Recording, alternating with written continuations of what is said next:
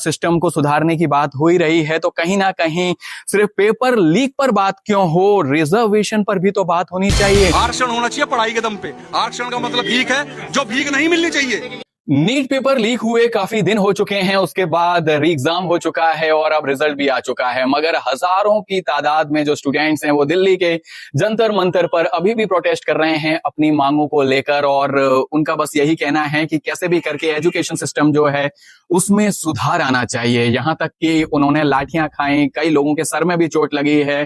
पर दूसरी तरफ देखा जाए तो दिल्ली पुलिस के जवानों को भी चोटें आई हैं, दोनों तरफ से झड़प हुई हैं। कुछ स्टूडेंट्स ने पुलिस पर पेपर स्प्रे किया और उसके बाद पुलिस ने भी उनके साथ हाथापाई की, या किसने पहले पहल की किसने नहीं की, इसके लिए तो बहुत लंबी डिबेट हो सकती है। बट ओवरऑल देखा जाए तो मैं स्टूडेंट्स के साथ हूं। मैं किसी भी पार्टी को सपोर्ट नहीं करता हूं, क्योंकि पार्टी जो है सही टाइम पर किसी ने साथ नहीं दिया था। अगर शुरुआत में ही स्टूडेंट्स की जो मांगे हैं वो मान ली जाती तो इतना बड़ा प्रोटेस्ट आज की डेट में नहीं हो रहा होता।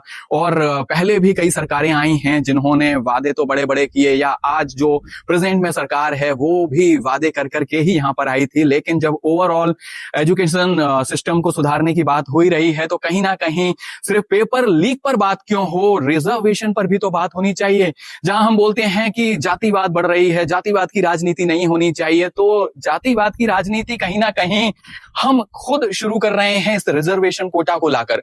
जब रिजर्वेशन होता है तो उसमें आप सबको मालूम है कि एक कम मार्क्स वाले की जॉब लग जाती है, जबकि हायर मार्क्स वाले जो कैंडिडेट होते हैं उन्हें हताश होना पड़ता है। तो उनका भी फ्रस्ट्रेशन कहीं ना कहीं बढ़ता है और उन्हें लगता है कि यार जब सिलेबस सेम था, मेहनत सेम थी, सारी तैयारियां मैंने भी उसकी तरह करी थी, जबकि मेरे उससे ज्यादा मार्क्स थे, लेकिन फिर भी अपर कास्ट और लोअर कास्ट के चक्कर में दोनों में ही ये जो बहस है वो छिड़ी हुई है।